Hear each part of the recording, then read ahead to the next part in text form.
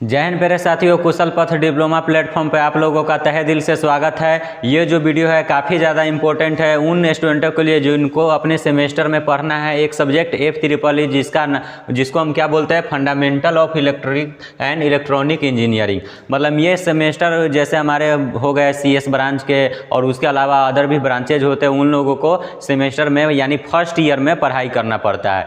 तो बहुत से बच्चे इसका सप्लीमेंट्री एग्जाम देने जा रहे हैं, तो उन लोगों का रिक्वेस्ट आया है कि सर क्यों ना हमें इसका गेस्ट क्वेश्चन दे दीजिए जिससे हम अपने प्रिपरेशन अच्छे से कर सके, क्योंकि उन लोगों को बहुत सारा कम टाइम मिला है। तो ये जो गेस्ट क्वेश्चन है सिर्फ सप्लीमेंट्री एग्जाम के व्यू से नहीं है। आप चाहे सेमेस्टर एग्जाम दीजिए, चाहे सप्लीमेंट्री एग्जाम दीजिए, चाहे कैरी वाला एग्जाम दीजिए या फेल वाला एग्जाम दीजिए, मतलब जो भी आप एग्जाम दे रहे हैं, एग्जाम तो हमारा एक ही प्रकार का होता है, नाम चेंज कर देता है। सेमेस्टर हो रहा है तो सप्लीमेंट्री हो रहा है तो ये एग्जाम हो रहा है, बस एग्जाम वही हमारा पैटर्न रहता है। तो ये जो क्वेश्चन देने जा रहे हैं, मतलब जो हमारे इस सब्जेक्ट के जितने भी हमारे क्वेश्चन हैं हर यूनिट से लिए गए हैं, हर यूनिट का unit by unit guest question देने जा रहे हैं। आप इसे अच्छे से प्रिपरेशन कर लेंगे तो काफ़ी ज़्यादा मार्क्स उठ सकता है। मतलब इससे बाहर लगभग रहेंगे क्वेश्चन तो एक दो, लेकिन मैक्सिमम जो क्वेश्चन है इसी से आएंगे। मैं कह रहा हूँ कि अगर इसको आप पढ़ लेते हो तो कंसेप्ट क्लियर होगा और ऑब्जेक्टिव भी थ्योरी से ही आते हैं। तो इसमें जो हम बताने जा रहे हैं ये न्यू सिलेबस के कोडिंग है। मतलब इससे पहले भी F3 नामक सब्जेक्ट होता था लेकिन ओल्ड सिलेबस था, लेकिन जो हमारे न्यू स्टूडेंट आए हैं उन लोगों को न्यू सिलेबस पढ़ना है तो न्यू गेस्ट क्वेश्चन आप लोगों को दिए हैं। तो मतलब ये जो हमारा है न्यू सिलेबस के कोडिंग है। ऑल यूनिट की बातें देखेंगे और सारे हम यूनिट का एक प्रोवाइड कर रहे हैं गेस्ट क्वेश्चन।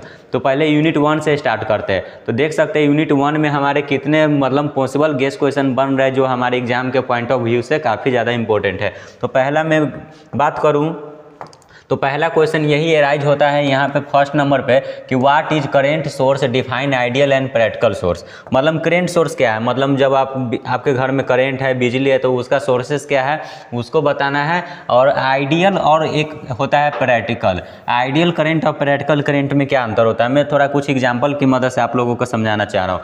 आइडियल कहने का मतलब कि मान लीजिए कि हम आपको कुछ काम दिए, वर्क दिए, तो आप वो काम पूरा उतना ही करिए। जैसे पेन है, इसका मेजर करेंगे तो मतलब हमको पता है एक्चुअल 15 सेंटीमीटर है। आप कोई बच्चा को दिए मेजर करने के लिए तो वो 15 सेंटीमीटर ही बताया मेजर करने के बाद, तो एकदम वो पूरा 100% एक्यूरेट है, यानी वो आइडियल है। लेकिन एक बात आप लोग ध्यान रखिएगा कि जो हमारे वर्ल्ड में जितने भी चीज़ें होती है वो आइडियल नहीं होती है।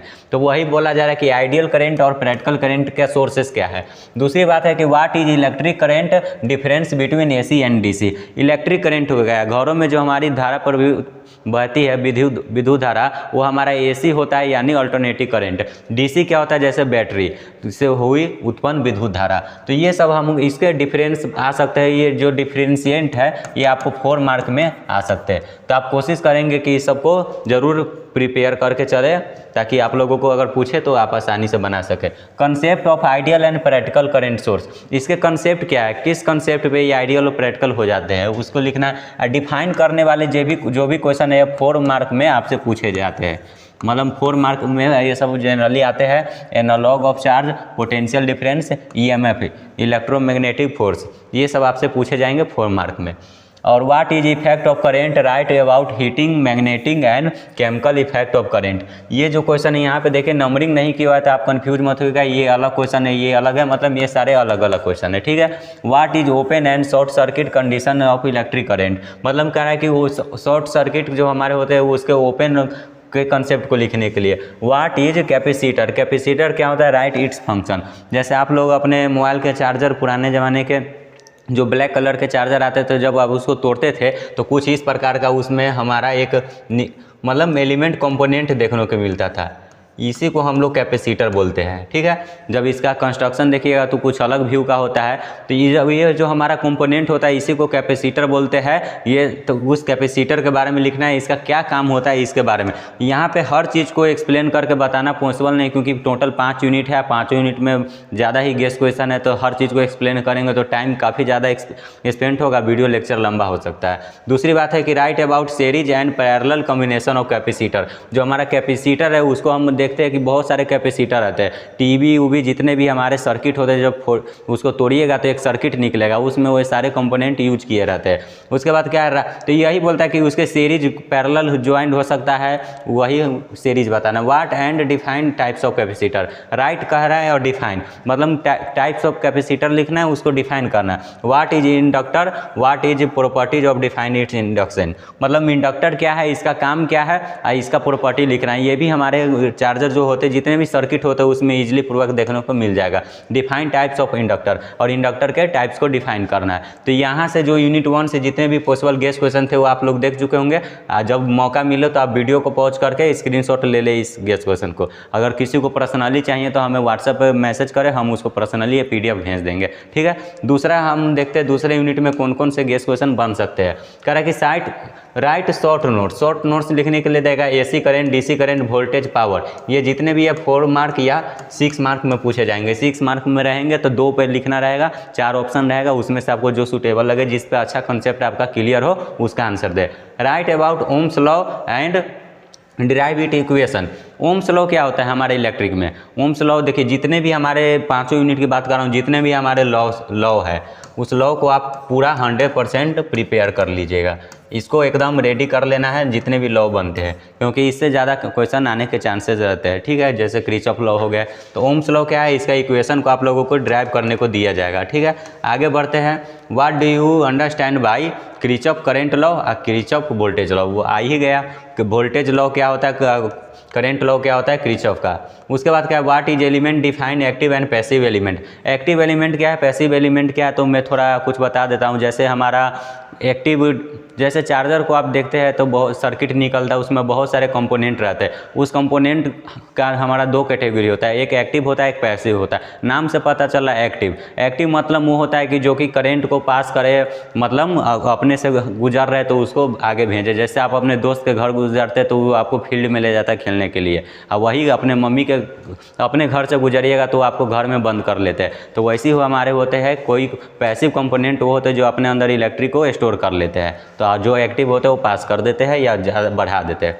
डिफाइन फ्लोइंग टर्म, नोड क्या होता है, ब्रांच क्या होता है, लूप मेश क्या होता है, इसको आपको डिफाइन करना है। देखिए लास्ट में क्या है, what do you understand by frequency, time period, amplitude, angular velocity, RMS value, power factor, ये सब आपको डिफाइन करने के लिए मतलब दिया जा सकता है 2-4 टर्म। तो दूसरा यूनिट यहाँ पे खत्म हुआ। तीसरा यूनिट की बात करता हूँ। तीसरा यूनिट में कौन कौन से हमारे क्वेश्चन आ सकते हैं।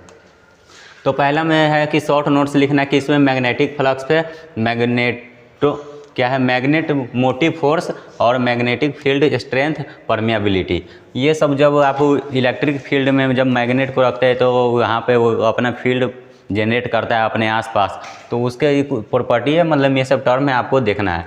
व्हाट इज फैराडे लॉ, ये 100% आपको कंफर्म होना चाहिए, इसको आप जरूर देखेंगे। फैराडे लॉ क्या है, इलेक्ट्रोमैग्नेटिक इंडक्शन पे इसका क्या लॉ होता है, डायग्राम से आप इसको बनाने का कोशिश करेंगे। What do you understand by flowing law, जितने भी लॉ है इससे आप क्या समझते हैं। मतलब देखिए क्वेश्चन इस जरूरी नहीं है कि यहाँ पे जो टर्म लिखा है क्वेश्चन में वही रहे, मेन आपको टॉपिक दिया जा रहा है, इस टॉपिक को आपको कवर करना है। क्वेश्चन किस वे में पूछ रहा है वो नहीं, जब आपका टॉपिक कवर रहेगा तो थोड़ा क्वेश्चन का पूछने का तरीका अलग होगा, फिर भी आप उससे रिलेटेड लिख दीजिएगा।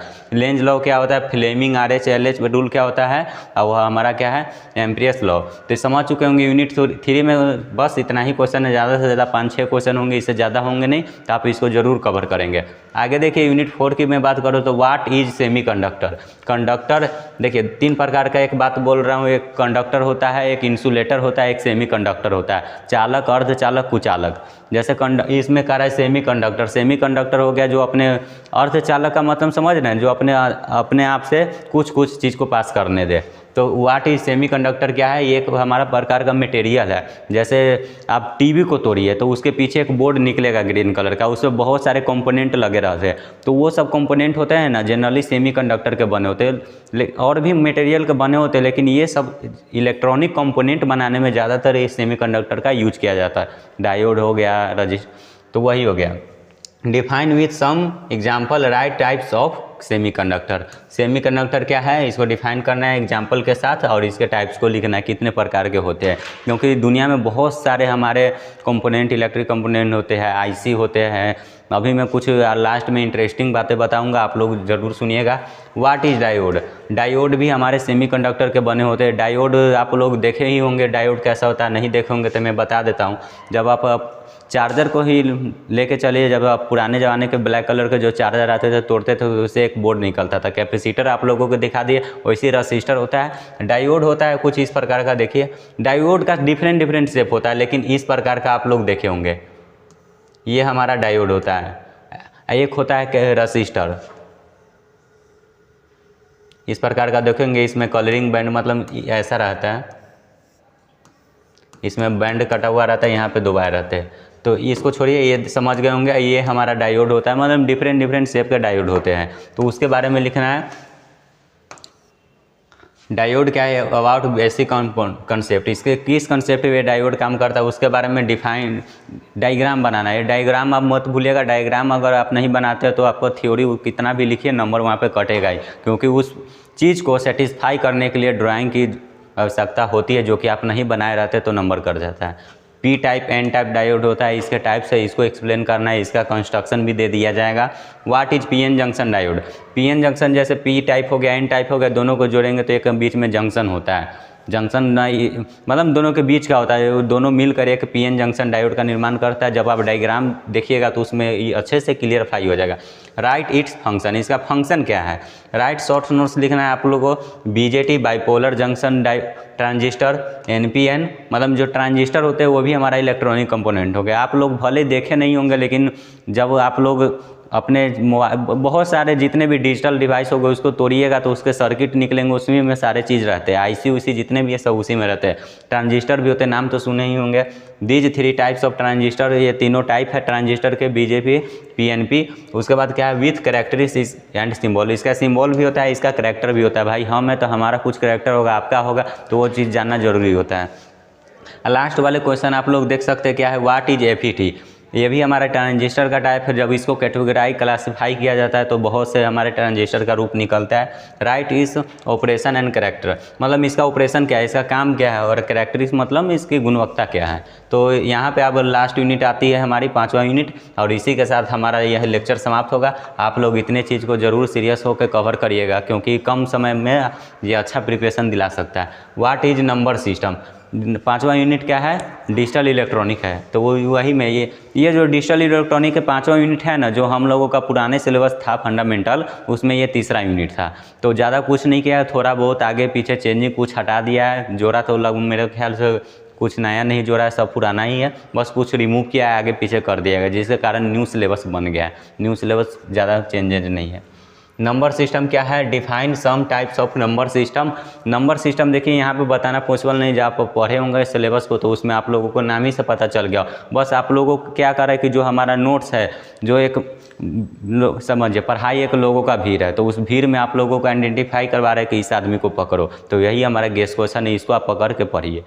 बाइनरी नंबर क्या होता है, डेसिमल नंबर क्या होता है, ऑक्टल नंबर क्या होता है, हेक्सागोनल नंबर क्या होता है, ये सब नंबर होते हैं। इस पर क्वेश्चन भी बनते हैं। What do you mean by understand by Boolean algebra, इसको आप VVI कर लीजिएगा, पूछेगा। इस पर क्वेश्चन भी आते हैं। डिफाइन DE मोर्गन्स लॉ, ये तो 100% इसको याद रखिएगा, क्योंकि जहाँ भी लॉ लग जाए उसको आपको दिमाग में घुसा लेना है। What do you mean by logic gate? Logic gate क्या है, इसके डिफरेंट लॉजिक गेट होते हैं। And gate, nor gate, non gate, मतलब बहुत से गेट होते हैं, उन लोगों को उसको देखना है। उसके जो फार्मूला होते हैं वो फार्मूला होते हैं, वो आपको ऑब्जेक्टिव में पूछे जाएंगे। ऑप्शन दे भी सकते हैं, नहीं भी दे सकते। डिस्क्राइब इट्स टाइप, मतलब जितने भी हमारे लॉजिक गेट होते हैं उसके सिंबल को VVI सिंबल है, सिंबल आपको ध्यान रखना है, क्योंकि सिंबल के बगैर आप बार बार उसके मतलब एंड गेट, नोर गेट ये सब लिखना पॉसिबल नहीं होता है। जहाँ सिंबल रहेगा ना उसके अकॉर्डिंग आप समझ जाइएगा। क्वेश्चन भी देगा तो बोलेगा कि सिंबल के थ्रू जोड़िए।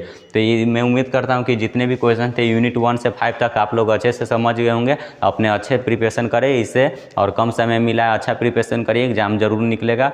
और कंसेप्ट के साथ जाइए, जिससे आपका ऑब्जेक्टिव भी क्लियर होते रहेगा।